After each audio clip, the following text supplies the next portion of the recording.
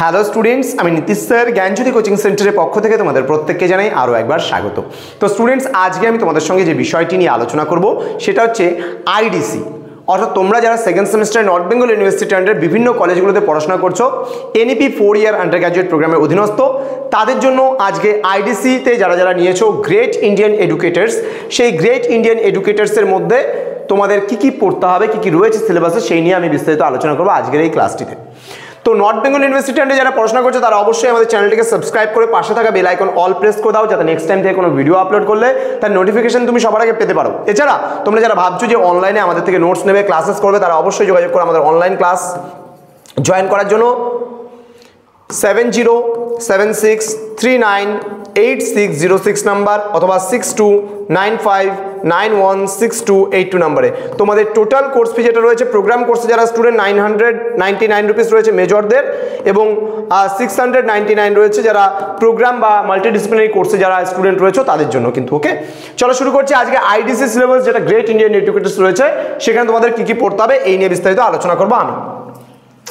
তো প্রথমত তোমাদের যেটা রয়েছে, তোমরা দেখতে পাচ্ছ ইউনিট 1 তোমাদের যে contributions of education and society, অর্থাৎ শিক্ষা এবং সমাজের ক্ষেত্রে এদের কি অবদান রয়েছে, কন্ট্রিবিউশন মানে অবদান।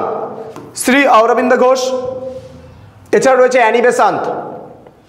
এই শ্রী অরবিন্দ ঘোষের শিক্ষা দর্শন আমরা জানবো, শিক্ষায় তার কি অবদান রয়েছে এবং সমাজে তার কি অবদান রয়েছে, সমাজের জন্য কোন কোন গুরুত্বপূর্ণ কাজগুলো তিনি করেছিলেন।